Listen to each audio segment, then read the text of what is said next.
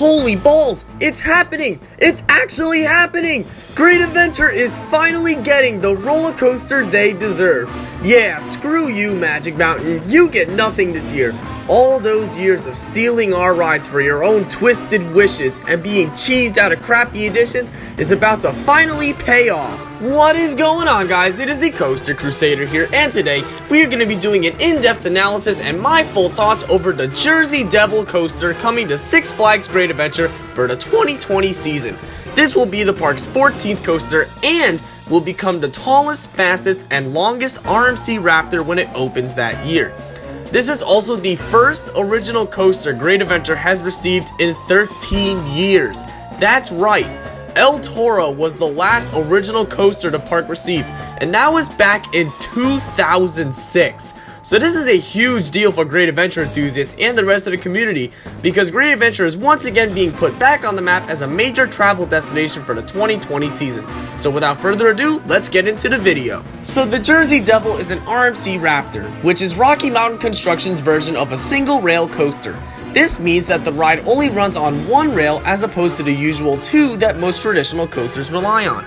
This is also the company's first custom Raptor, which means we will not be seeing a clone of Wonder Woman or Railblazer coming to this park. Since this is the only Raptor on the East Coast, this will not only encourage more enthusiasts and guests to try out the Raptor track, but it will also encourage more tourism to Great Adventure to try out the revolutionary type of ride. I think the park made a very smart decision on what coaster to get for the 2020 season, since most of the RMCs added to every park have been a massive success and generate a lot of popularity at these parks too, usually boasting as little as 30-minute wait times and up to over 4 hours of wait time. Getting into the ride specs, the ride stands approximately 130 feet tall, which is a hair bit shorter than Bizarro, the park's floorless coaster, and Green Lantern, the park's stand-up coaster. It travels approximately 53 miles per hour along 3,000 feet of track, lasting roughly 2 minutes long. The layout for this ride is incredible. The first half of the ride is drawn out and packed with inversion, and following the blocks is non-stop ejector airtime, kinda giving me Steel Vengeance vibes. And now for probably the coolest part of this coaster, and that is the name, the Jersey Devil.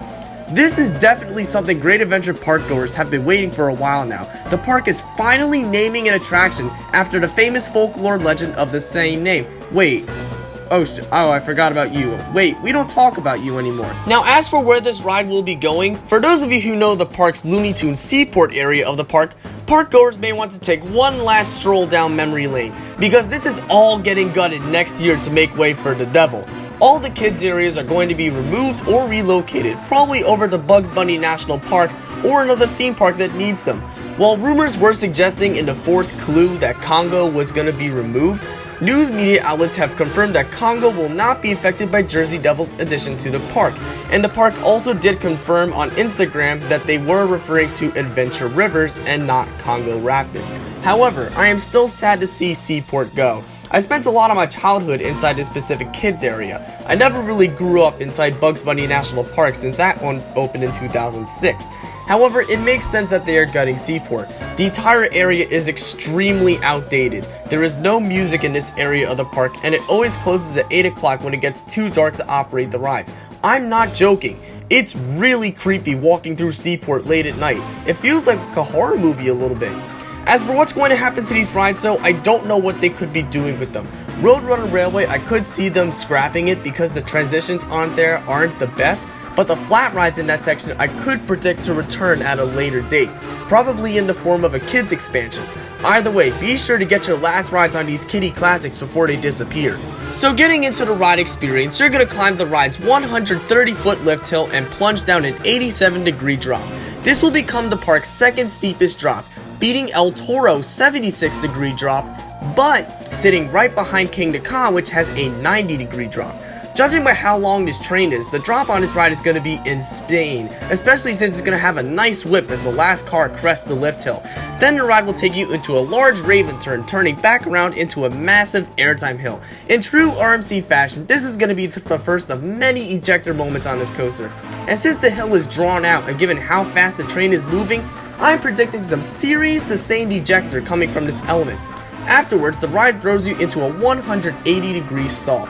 Personally, I think this looks more like a Top Gun stall since it enters and exits the inversion in the same direction, but I think this is going to be a great part of the ride, especially since Great Adventure doesn't have a coaster that offers hang time like this. After a turnaround element, the ride will send you into its second and final inversion, a 0G roll. Now, I haven't ridden a Raptor yet despite having been to Fiesta, Texas, so I don't know what to expect out of this type of roll, but from what I've heard, it's very similar to those found on the iBox hybrids, so expect some more juicy hang time. The ride then takes a pit stop into the blocks, and then it begins its second half. Now, one thing I noticed about most RMCs with a block break in its second half, it tends to shift from large and drawn out elements to short, crazy, out of control airtime maneuvers. The ride continues that trend, snapping riders off of its block break, making a quick U-turn back toward the station before a series of outer banked and generic airtime hills. Throughout all of these, the train seems to be moving through them extremely fast, and given this is a Raptor, this is going to have some extremely powerful airtime on it. Probably just as much as the Rolling Thunder Hill on El Toro. Wow! What an amazing ride Great Adventure has on their hands. I'm predicting that this is going to be competing with Toro for the top spot as Great Adventure's best coaster. But will this be the best RMC I've ridden? I'm going to say it's going to be up there with the higher tier RMCs. It may be enough to beat Storm Chaser. However, I still believe that Twisted Timbers and Steel Vengeance will still reign supreme as the two best RMCs I've ridden. Nevertheless, this is still going to be a fantastic ride. Next few questions this ride does raise though is that what are they going to do with the Adventure Seaport section of the park? Now that Jersey Devil is taking over Seaport, I wonder if we could see a re-theme of this area of the park.